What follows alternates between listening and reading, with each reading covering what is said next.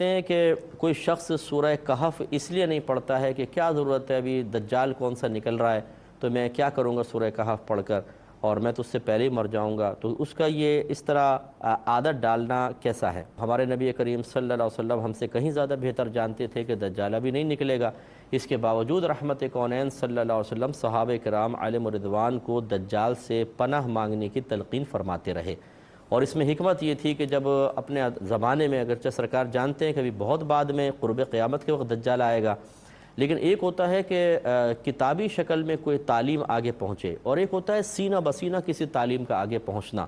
چونکہ دجال کا فتنہ بہت عظیم ہوگا، اس لیے نبی کریم صلی اللہ علیہ وسلم نے بہتر محسوس فرمایا کہ قرآن یا حدیث میں جو کلام کروں گا وہ تو سینہ بسینہ وہ تو پہنچتی رہے گی، لیکن سینہ بسینہ بھی اس کی تلقین کی جائے، لہٰذا سرکار نے صحابہ کرام کو تلقین کی، انہوں نے اپنی اولاد کو اس طریقے سے ہمارے درمیان چیز رائج ہے۔ تو اب یہ سوچنا کہ جی میرے دور میں کون سا آئے گا دجال، اور اس کے لیے پھر اصحاب کہف کے یہ سورہ کہف کو چھوڑ دینا، یہ بے وقوفی کی بات ہے۔ بلکہ ہمیں تو چاہیے کہ اگرچہ ہمیں یقین حاصل ہو، فرض کر لیں یقین حاصل ہو کہ میں مر جاؤں گا، دجال اتنی جلدی تو آئے گا نہیں، اس کے باوجود ہمیں چاہیے کہ دجال کو یاد رکھیں، خود بھی اس سے پناہ مانگے، اپنی اولاد کو، اور اسی طرح جو آپ کے قریبی لوگ ہیں ان کے اندر شعور بیدار کرتے رہیں، تاکہ یہ چیز منتقل ہوتے رہے سینہ بسینہ، اور پھر کبھی اچانک دجال نمودار ہوگا، آج نہیں تو کل تو اس نے ہونا ہی ہونا ہے۔